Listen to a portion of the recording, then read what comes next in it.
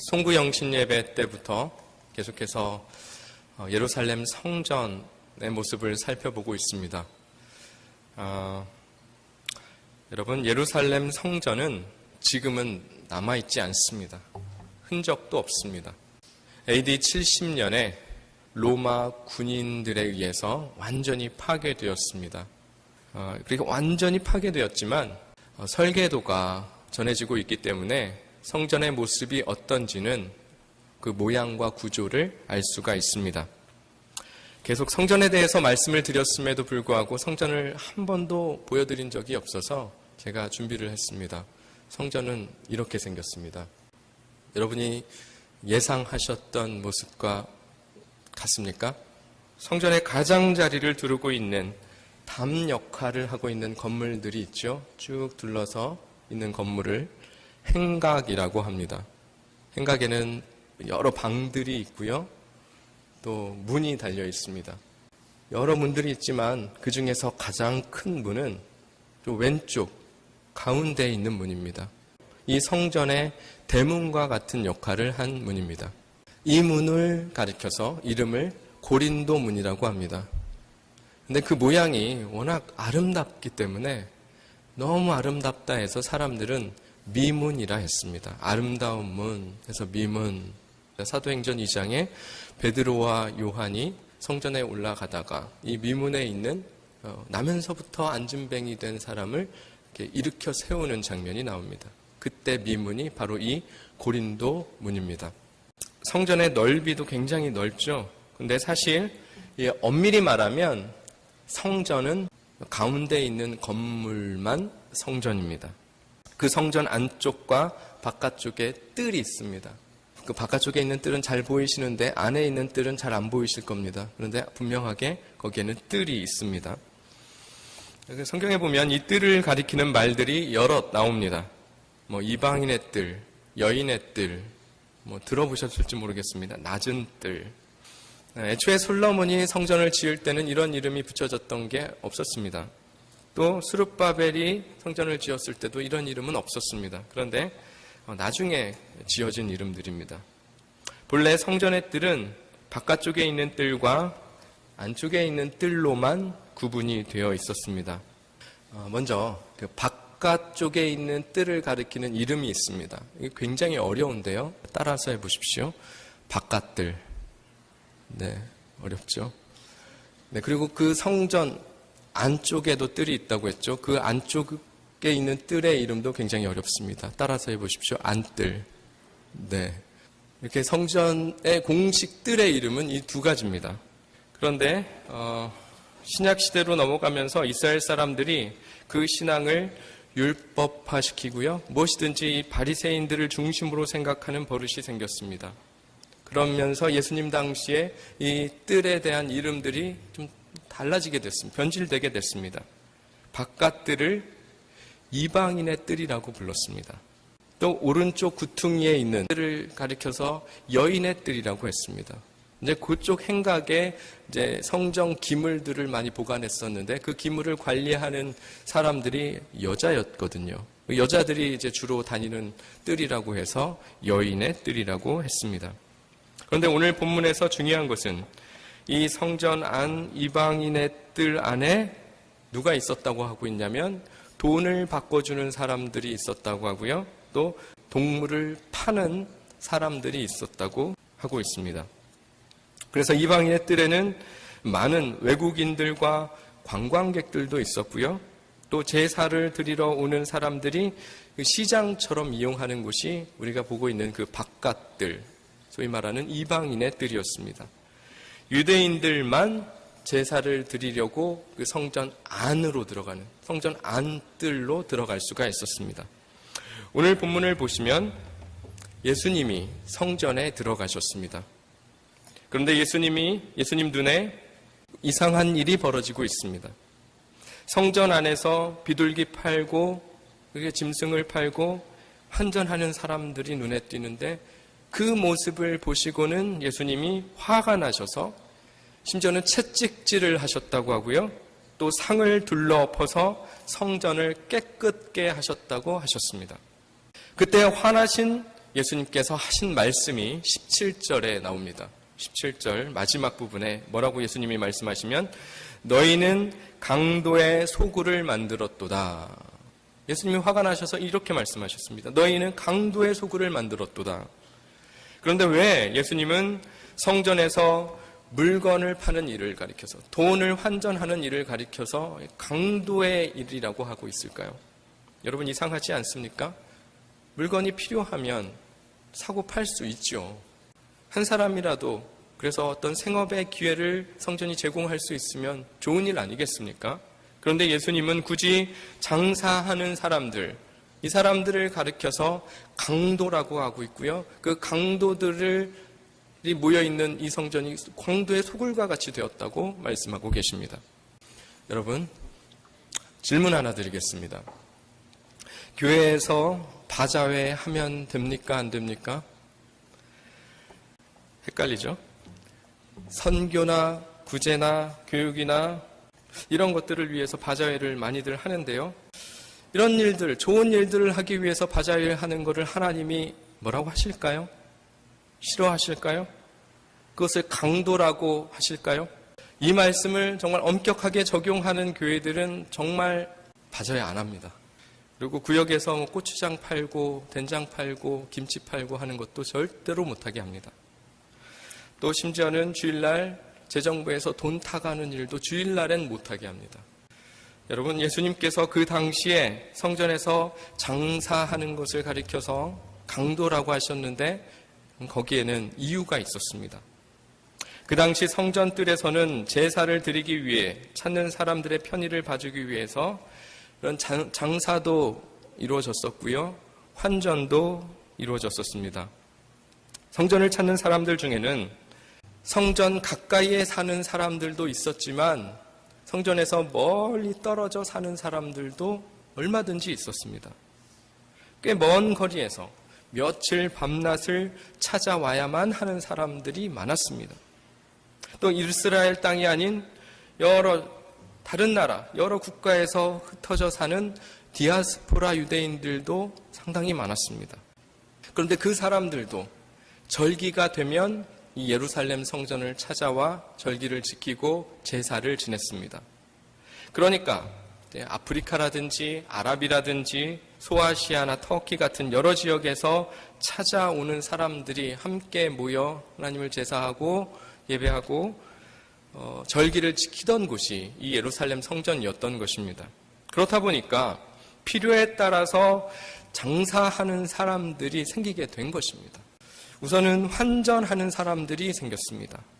각 나라에서 온 사람들이 사용하는 화폐가 다르지 않겠습니까? 아프리카 사는 사람과 소아시아, 터키, 이 지역에 사는 사람 다 각각 로마에서 온 사람 각각 사용하는 화폐들이 달랐습니다. 예루살렘 성전에서 실제로 통용하는 화폐는 유대인들이 사용하는 유대인들의 화폐였습니다. 그러니까요, 다른 지역의 화폐를 가지고 있는 사람들은 뭔가 일을 하려면 필요하면 돈을 유대인의 돈으로 환전을 해야지 됐습니다. 그렇기 때문에 성전에 환전상이 필요하게 되었습니다. 또 제사에 쓸 짐승을 파는 장사꾼들이 필요하게 됐습니다. 예를 들어서 아프리카에서부터 제사를 드리기 위해서 오는 사람들이 이제 처음에 양을 준비해서 온다고 해보십시오.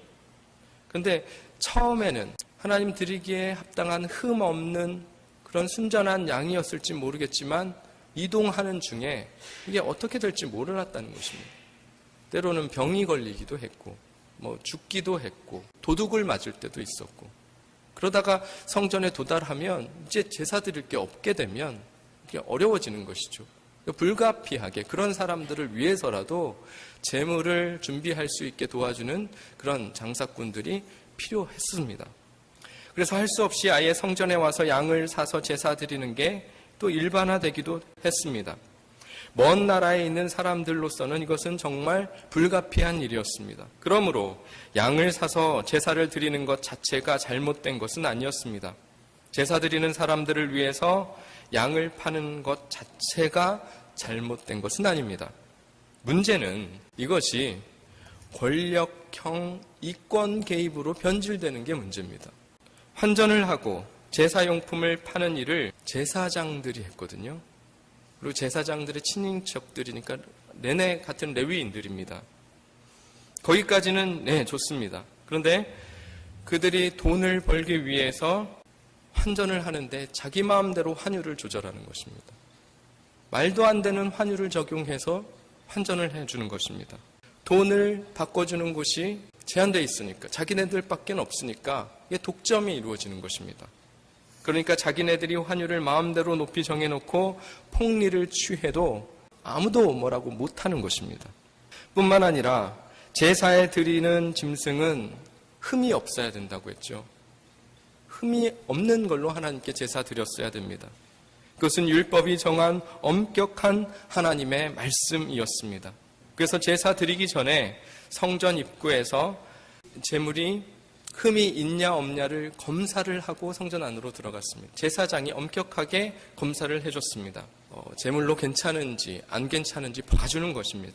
그런데 문제는 그것을 분별해주는 기준이 그 제사장 자기 마음인 것입니다. 그래서 성전 안에서 자기가 아는 사람들, 자기 친인척이 파는 그런 양이나 소나 짐승을 산 사람이 아니면 자꾸 빠꾸를 시키는 것입니다. 어쩔 수 없이 여기 와서 사게 만드는 것입니다. 더 큰 문제는 성전 안에서 파는 양이나 비둘기나 소의 가격이 밖에 시장에서 파는 짐승의 가격의 4배까지 비쌌다는 것입니다. 이게 말도 안 되는 것이었죠. 그것을 재물을 분별하는 사람과 성전 안에 있는 장사꾼들이 서로 담합을 하니까요, 이런 일들이 벌어지게 된 것입니다. 그러니까 이권이 있으니까 이것이 권력형 비리가 되는 것입니다. 여러분 좀 이해가 되십니까? 예수님이 왜 이렇게 분노하고 계시고 왜 이렇게 화가 나셨는지, 왜 상을 들러 엎으셨는지, 채찍질까지 하셨는지. 제사장과 레위인들은 정성 다해서 그 백성들이 제사를 지내도록 도와주는 사람들입니다. 하나님께서 그렇게 일을 주신 사람들입니다. 그런데 지금 어떻게 하고 있습니까? 강도처럼 백성들의 돈을 어떻게 하면 뺏어 먹을지 그걸 고민하며 지금 그 짓을 하고 있습니다. 여러분, 이게 강도짓이 아니고 뭐겠습니까? 예수님께서 성전에 있는 제사장들이 제사에 대한 본질을 잊어버리고 자기 배를 불리는, 자기 탐욕을 채우는 수단으로 삼고 있는 것에 대해서 예수님은 철저하게 분노하고 계십니다. 우리 예수님이 얼마나 사랑 많으신 분이십니까? 우리 예수님이 얼마나 인자가 많으시고 너그러우신 분이십니까? 오래 참으시는 분 아니십니까? 예수님이 화를 잘 내시는 분도 아니고요, 분을 내시는 경우도 거의 없으십니다. 그런 예수님이 지금 분노하셔가지고 채찍을 휘두르고 계십니다. 상을 엎으셨습니다. 이거는 정말 보통 일이 아닌 것입니다. 여러분, 다시 묻겠습니다. 바자회 해도 됩니까? 안 됩니까? 네. 필요하면 해야 됩니다. 선교도 해야 되고 교육도 해야 되고 구제 장학도 해야 됩니다. 고추장, 된장은 팔아도 됩니까? 안 됩니까? 네. 됩니다. 하나님의 영광을 위해서 사용하면 귀한 일입니다. 그런데 그걸 얘기하는 게 아닙니다. 그거 하지 말라는 얘기가 아닙니다. 교회에서 어떤 이권이 개입될 소지가 있는 일에는 우리가 조금 더 신중해야 되겠고, 조금 더 마음을 기울여야 되겠고, 그것을 위하여서 우리가 조금 더 힘써야 된다는 것입니다. 그렇지 않으면 어느샌가 우리는 이 이권의 노예가 되고 탐욕의 노예가 되어서 하나님의 성전을 더럽히는 이 강도의 소굴과 같이 돼버릴지도 모른다는 것입니다. 예를 들면 이런 노력이 우리 교회에서 하는 노력 중에 하나인데요. 사역자를 제외한 누구에게도 지금 페이를 하고 있지 않습니다. 거기에 이유가 있는데 그 이유가 주기 아까워서가 아닙니다. 수고하시는 분들이 가볍기 때문에, 그 수고가 별거 아니기 때문에 안 드리는 것이 아닙니다. 바로 오늘 말씀을 통해서 말씀하시는 예수님의 분노에 대해서 함께 고민하며 만들게 된 하나의 원칙 중에 하나입니다. 예배 봉사자에게요, 원래부터 교회가 페이했던 게 아닙니다. 아직도 전 세계 교회 중에 페이를 하지 않는 교회들이 페이하는 교회보다 훨씬 많습니다. 이것은 미국 교회부터 시작되었는데 이것이 유럽으로 전해지고 한국 교회에도 전해지고 이렇게 됐습니다. 아직 아시아 교회나 남미 교회들, 비교적 순수해서 그런지 대부분이 폐위하지 않고 있습니다. 그리고 이것은 원래 오래된 일이 아닙니다. 처음에 폐위를 하게 된 유래가 있습니다. 좀 설명을 드리면 미국이 독립전쟁을 할 때였습니다. 그 독립전쟁사 이면에 교회가 국가에 큰 힘이 되어 주었습니다. 나라가 전쟁을 치르는데 어려움이 있을 때마다 교회들이 앞장서서 문제를 해결해 주었습니다. 군인들의 모병을 도와주고 또 전쟁을 반대하는 국민들의 마음을 돌려주고 전쟁이 정당하다고 말해주고 물자를 모아서 보내주고 열심히 그렇게 전쟁을 도왔습니다. 나라가 교회로부터 많은 은혜를 입은 것입니다. 그리고 나서 전쟁이 끝나니까 그 고마움을 국가가 교회에 어떻게 보상을 해줬냐면 재정 지원을 해줬습니다. 교회에 재정 지원을 해줬습니다. 그래서 교회의 재정이 넉넉해졌습니다. 그런데 그 풍족해진 돈을 어디에다 썼냐면 좋은 목사를 청빙하는 데 썼습니다. 말의 설득력이 좋고 또 잘 알려지고 유명한 스타 목사 이런 목사들을 자기 교회로 데려가기 위해서 서로 더 많은 사례비를 책정하며 그렇게 서로 경쟁합니다. 목사 스카우트 전쟁이 벌어졌습니다. 교회가 세속적인 가치와 세속적인 수단으로 목회자를 모시기 시작한 것입니다. 그리고 또 어떻게 그 넉넉해진 재정이 쓰였냐면 지휘자와 반주자 같은 음악사역자들에게 페이를 하기 시작했습니다. 별로 그걸 나쁘다고 할 수 없습니다. 그런데 그렇게 페이를 한 이유는 유명하고 실력 있는 지휘자 반주자를 그렇게 돈으로 붙들어 놓겠다는 이유에서 시작했다는 것입니다.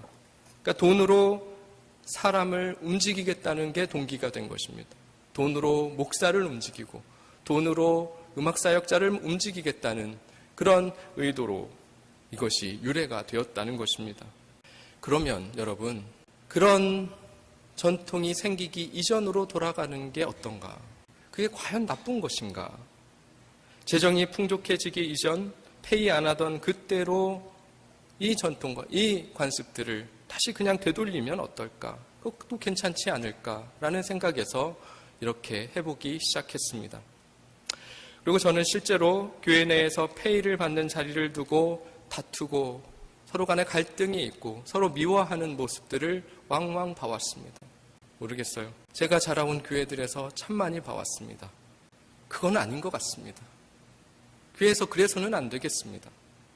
또 교회 건축 업체를 선정하는데 건축업을 하고 있는 교인들끼리 서로 다투는 모습도 봤습니다. 서로 입찰을 하려고 서로 다투는 모습도 저는 봤습니다. 이것도 제가 자라온 교회에서 있었던 일입니다. 이런 일도 아닌 것 같습니다. 하나님의 공동체가 순결하지 않으면 세상의 모임과 다를 바가 무엇이 있겠습니까? 우리가 하나님의 자녀라고 할 수 있는 것, 뭐가 다르다고 할 수 있는 바가 무엇이라고 내놓을 수가 있겠습니까? 교회에서 어떤 이권이 개입될 소지가 있는 일에는 우리가 조금 더 마음을 기울이고 조금 더 신중한 태도를 취했으면 좋겠고요. 그것이 교회의 순결함을 지키는데 보다 유익한 일이라면 좀 그래봤으면 좋겠습니다. 아무리 목적이 좋아도 그 목적을 이루는 과정에서 부끄러운 부분이 있다면 목적마저 부끄럽게 되는 것 아니겠습니까? 예수님께서 강도의 소굴이 된 성전을 보시고 분노하셔서 깨끗게 하시기 위하여서 이렇게 하셨던 일에는 바로 그러한 이유가 있었기 때문이었습니다. 사랑하는 여러분 한 사람 한 사람이 순결한 하나님의 성전으로 세워지실 수 있기를 주님의 이름으로 축복합니다. 우리 교회도 또 이권과 탐욕으로부터 좀 자유로웠으면 좋겠습니다. 그래서 정결한 공동체, 순결한 공동체를 세워나가는데 같은 마음으로 기도해 주셨으면 좋겠고 마음을 모아 주셨으면 좋겠습니다. 오늘 본문에 나오는 성전 정화 사건은 예수님이 십자가에 못 박히시기 닷새 전에 일어난 일이었습니다.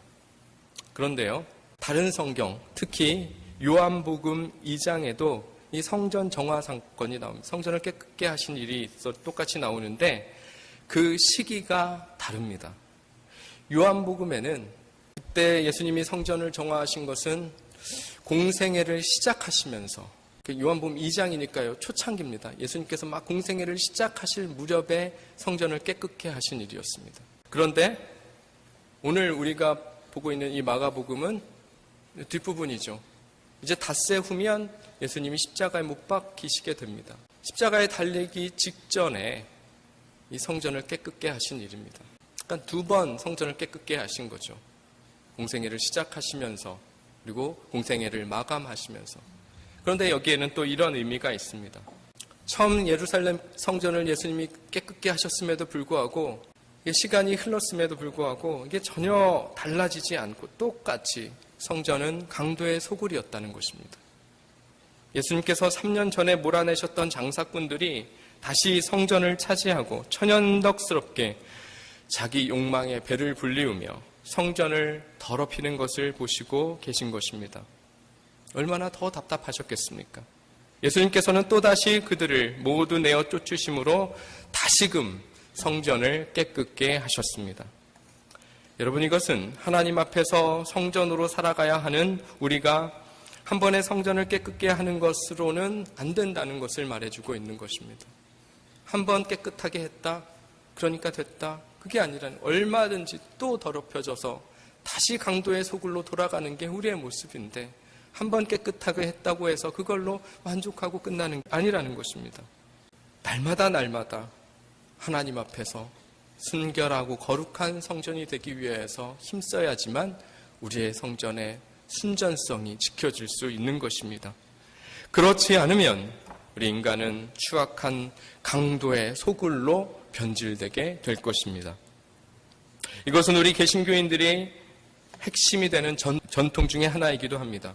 500년 전 가톨릭이 타락해서 더 이상 교회에 하나님이 계시지 않다고 생각하는 많은 사람들의 공감을 얻어서 교회는 종교개혁을 이루게 되었습니다.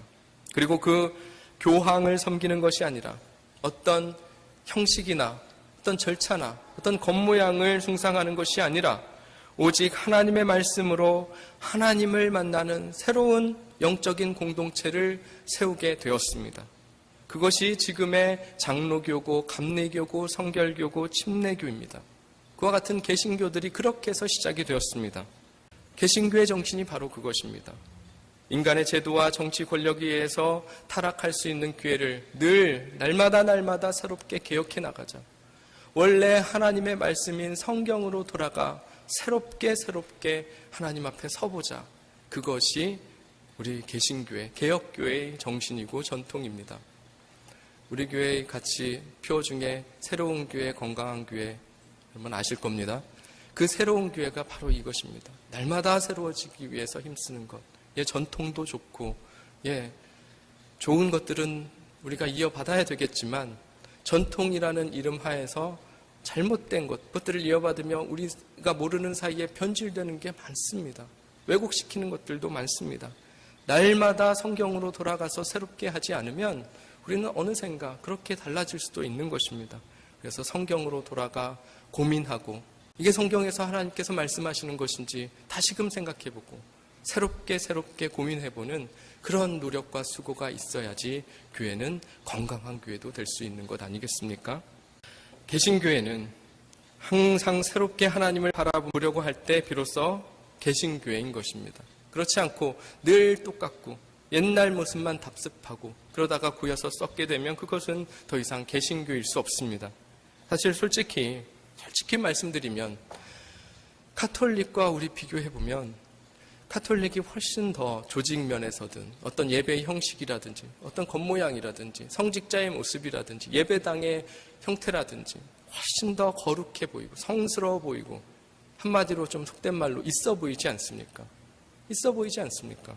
외형적인 면에서 보면 훨씬 더 우월해 보입니다. 하지만 하나님만 바라보고자 하는 개신교의 정신을 늘 새롭게만 하면 그런 겉으로 보이는 열등한 부분들은 여러분 문제가 되지 않을 것입니다.